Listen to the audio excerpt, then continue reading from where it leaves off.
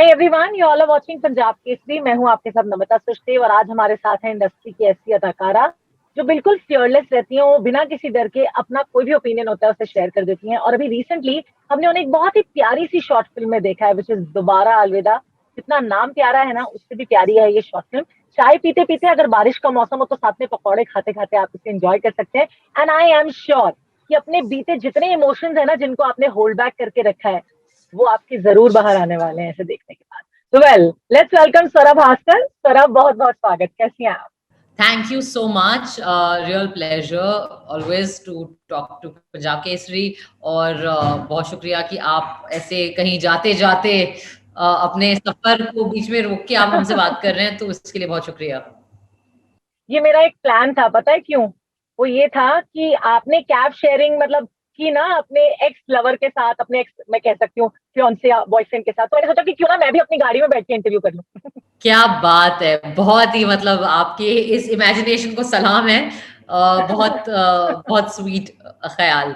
And बिल्कुल सही कहा आपने। आई थिंक आपने जो वर्णन किया है इस शॉर्ट का वो बहुत ही प्यारी कहानी है और मुझे लगता है एक ऐसी कहानी है जिससे सारे लोग रिलेट करेंगे क्योंकि हम सब ने कभी ना कभी अपने जिंदगी में किसी ऐसे शख्स को अलविदा किया है जो हमारे बहुत करीब था, जिससे हमें मोहब्बत थी, जो हमारे दिल के करीब था।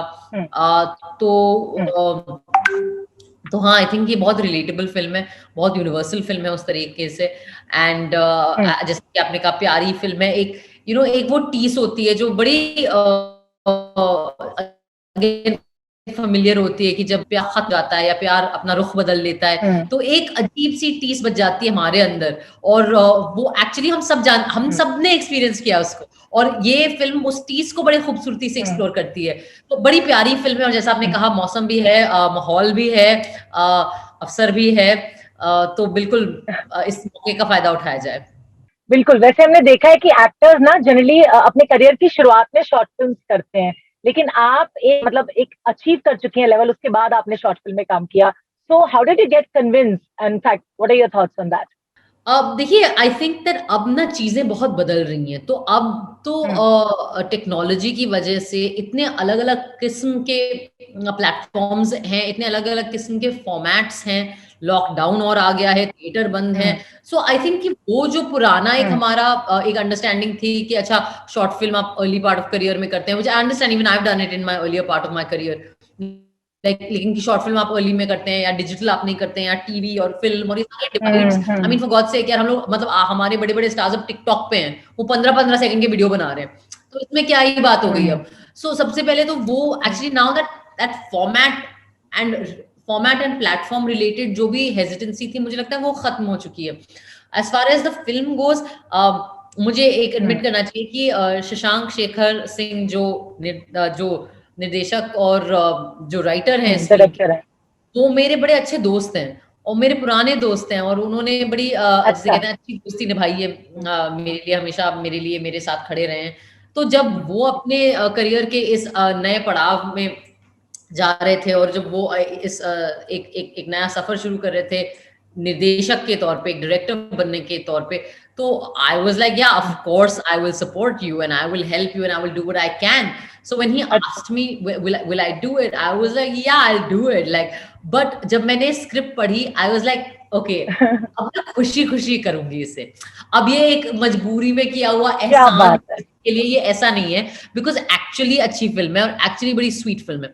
एंड जब उसने मुझे बताया कि वो गुलशन को कंसिडर कर रहा है और गुलशन देवैया। से बात कर रहा है, कोशिश कर रहा है, I was like oh my God yes, like get Gulshan, because I think that this is also a story जिसको जरूरत थी दो ऐसे कलाकारों की जो अपनी भी कुछ कुछ क्रेडिबिलिटी, अपनी भी कुछ कुछ चीजें ले आए इस फिल्म में। सो वो आई थिंक बड़े अच्छे से निकल के आ गया फाइनली। एंड ऑफ कोर्स अब ये हमारी जो शॉर्ट है वो एक अच्छे प्लेटफॉर्म पे भी अवेलेबल है, royal Stag, barrel select, large short films पे अवेलेबल है।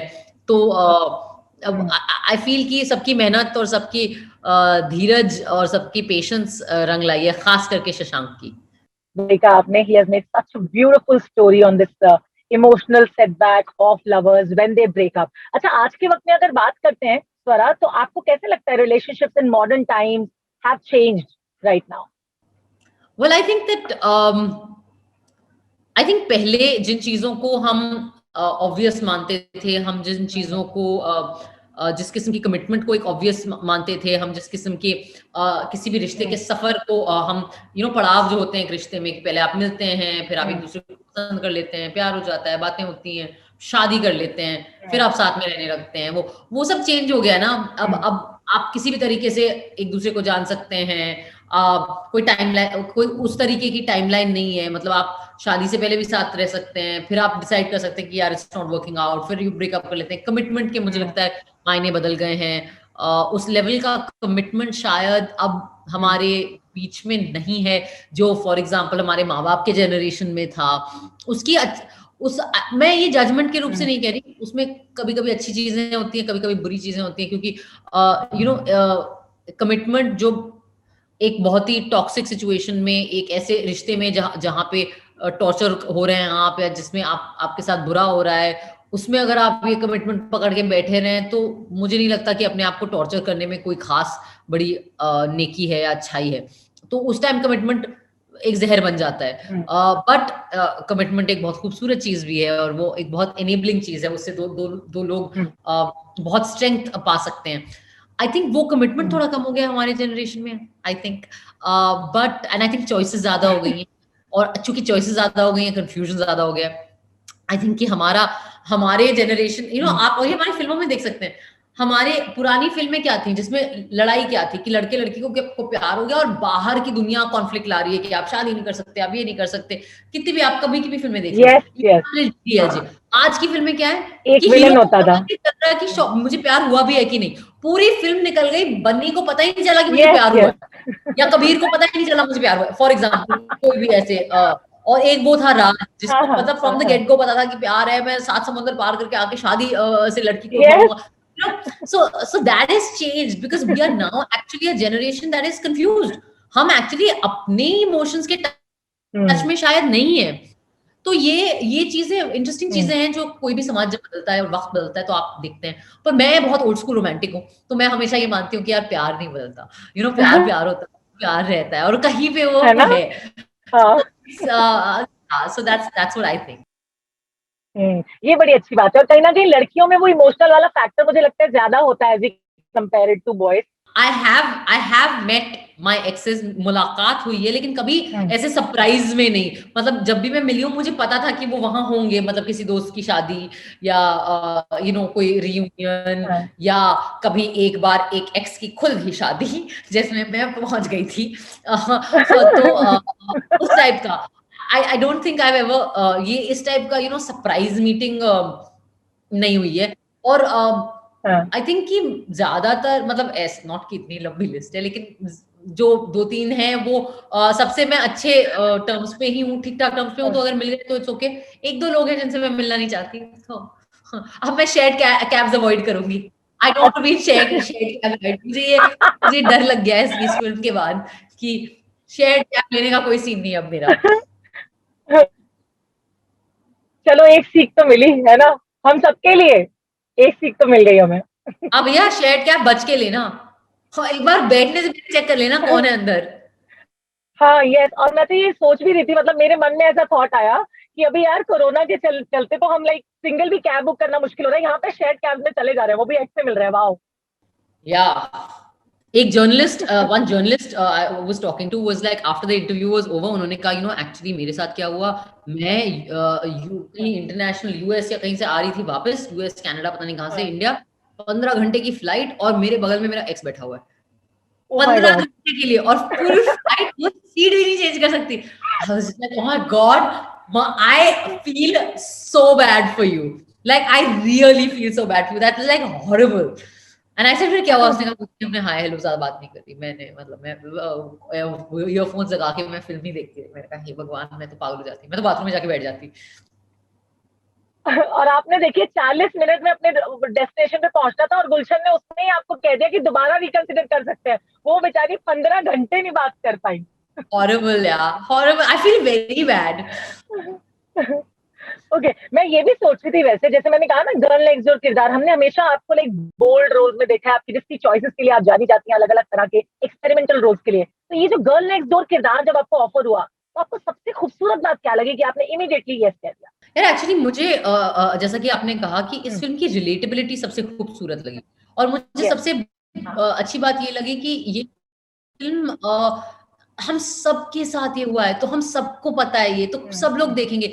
और मतलब मेरे ऐसा है कि मेरे जो ट्रोल्स हैं और मेरे जो नफरती चिंटू हैं, जो मेरे सोशल मीडिया पे पनपते रहते हैं और जिनका एक कांस्टेंट मेरे जीवन में प्रेजेंस होता है, उनको भी अच्छी लगेगी अगर वो देखेंगे। नाम अच्छा दिया, नाम अच्छा दिया है, नफरती चिंटू। वाओ। तो उनको भी अच्छी लगेगी, क्योंकि उनको तो उनकी एंग्स्ट तो देख के लगता है जरूर इनका दिल टूटा है बहुत ही भारी, या तो इन्हें कभी कोई लड़की नहीं मिली जिसके ज्यादा चांस है, और मिल गई तो वो छोड़ के भाग गई होगी एक हफ्ते के अंदर, तो उनको भी अच्छी लगेगी। एंड आई थिंक दैट जैसा कि आपने कहा, आई थिंक दैट मेरे साथ अब क्या हो गया है कि बिकॉज शायद एक एक्टिविस्ट टाइप का एक इमेज है, या एक ट्विटर पे एक अवतार है, या एक सोशल मीडिया पे अवतार है, लोग मुझे किसी चीज में देखे ना तो वो मुद्दा ढूंढने लगते हैं कि अच्छा स्वराय फिल्म में तो फेमिनिज्म कहाँ है इसमें, अच्छा स्वराय फिल्म में तो कॉज कौन सा है ये। अब लाइक जब वीरे दी वेडिंग जब आई थी, लाइक स्वरा तो फेमिनिज्म, अरे बेटा कहीं हमने फेमिनिज्म का फ नहीं बोला, हम चार दोस्तों की कहानी बता रहे हैं, तो चार लड़कियां हैं इसमें, आप जबरदस्ती का फेमिनिज्म घुसा रहे हो, ढूंढ रहे हो, क्यों कर रहे हो। So, so I think that is a weird issue with me, which is that, like, when any film I'm in, people are like, so what's the issue here? So I thought कि ये बड़ी sweet चीज है कि यहाँ कोई मुद्दा नहीं है, ये मुद्दा दिल का मुद्दा है, ये मुद्दा इमोशंस का मुद्दा है, ये मुद्दा एक ऐसा मुद्दा है कि आप चाहे जिस पार्टी को वोट दें, आपको ये फिल्म समझ में आएगी, आप चाहे जिस मुद्दे के जिस भी छोर पे हैं, आपको ये फिल्म समझ में आएगी, आपको अच्छा लगेगा। तो मुझे लगता है एक्चुअली एक बड़ी यूनिफाइंग काइंड ऑफ फिल्म है, मतलब मेरे खास करके मेरे जैसे इंसान के एक्सपीरियंस के लिए, कि एक यार स्वरा भास्कर एक नॉर्मल फिल्म भी कर सकती है, जिसमें एक नॉर्मल कहानी है, एक इमोशन की बात है, उसमें कोई मुद्दा नहीं है, कोई कॉज नहीं है, किसी पे अत्याचार नहीं कुछ हुआ है, मत ढूंढिए, कोई हक कुछ की मत लड़ाई ढूंढिए। नहीं है, कोई इंसाफ की मांग नहीं है, it's okay. So I think that was also nice for me. अच्छा, एक बड़े मुझे जो इंटरेस्टिंग फैक्टर लगा वो हमारे इंडिया में कैब ड्राइवर्स का भी है, उससे भी हम रिलेट कर पाते हैं। मतलब the moment like he started asking you questions, और उनका वो आपका जो कनेक्शन था ना अशोक लीला वाला, वो बड़ा इंटरेस्टिंग था। वो तो एक्चुअली बड़ा क्यूट मोमेंट है, जो शशांक ने बड़ी प्यारी लाइन लिखी थी वो, एंड आई थॉट कि वो अच्छा है, और वो हम आई थिंक बड़े अच्छे से यूज भी कर पाए फिल्म में उस जर्नी के लिए, मतलब उन दोनों की जर्नी के लिए, जहाँ पे वो ब्रेक होता है और वो हंसने लगते हैं, और उनके बीच में रिलैक्स हो जाता है, वो एक बॉडी मेमोरी जो हमेशा होती है जब आप किसी को बहुत करीबी से जानते हैं और आपने बहुत वक्त बिताया होता है, तो your body also remembers that comfort with that person. So I think that was a very lovely moment. It was very cute, yeah. अरे जैसे आपने कुछ मुद्दों की बात करी, तो अब एक मैं मुद्दे पर ही कुछ पूछना चाहूंगी। You always have a strong opinion on like issues on social media. Do you think that other actors remain मम और डोंट स्पीक अप, या वो सामने नहीं आते because of fair of their career? देखिए, मेरा ना इस चीज पे बड़ा सिंपल एक टेक है। वो ये है कि मैं बोलती इसलिए हूं क्योंकि मुझे लगता है, ये मेरे बिलीफ सिस्टम है, ये मेरी कन्विक्शन है, ये मेरे मूल और आदर्श हैं, और मेरी दिलचस्पी है दीन दुनिया में कि मेरे आसपास क्या हो रहा है पॉलिटिक्स में, कि हमारा जो इतिहास है वो ठीक है, लेकिन हमारा भविष्य कैसे लगेगा, क्योंकि पॉलिटिक्स हमारा फ्यूचर डिसाइड करता है, और जो चीजें हो रही हैं उससे हमारे बच्चों फॉर एग्जाम्पल की जिंदगियां पे असर पड़ेगा। ये मेरी निजी चॉइस है। मैं अपने आप को जज नहीं करती इसके लिए, और इसलिए मैं दूसरों को भी जज नहीं करती जो नहीं बोल रहे हैं। हमें नहीं पता कि उनकी क्या मजबूरियां हैं, उनकी क्या विचारधारा है, उनके क्या कारण हैं। और दूसरी चीज, हम ना कोई ऐसा समाज तो है नहीं जो कोई बड़ा आदर करते हैं किसी की अभिव्यक्ति की आजादी का, ऐसा तो है नहीं। हम तो ऐसे समाज है जो किसी ने कुछ बोल दिया तो तलवार निकाल ली, उसका सर काट देंगे, किसी ने फिल्म बना ली तो हीरोइन की नाक काट देंगे, ये तो हाल है हमारा। तो हम किस हक से लोगों से कहते हैं कि वो आप अपनी राय रखें? क्यों रखें, जब ये समाज उनकी राय को रिस्पेक्ट ही नहीं कर पाएगा। जब मतलब ये हाल है कि राय देने के लिए आप अपनी जान से गवा सकते हैं, कोई आप पे गोली चला सकता है, कोई आपको एंटी नेशनल बोल देगा, कोई जिहादी बोल देगा, कोई खालिस्तानी बोल देगा, क्या है नॉनसेंस ये। तो ऐसे समाज में आप किस हक से लोगों से बोल रहे हैं कि ओ प्लीज हमें अपना ओपिनियन बताइए। लाइक ठीक है, वो मैं एक अलग ही पता नहीं प्राणी हूँ, जीव जंतु हूँ कि मुझे इतना स्ट्रांगली फील होता है, या हमारे जैसे जो लोग हैं, ठीक है, वो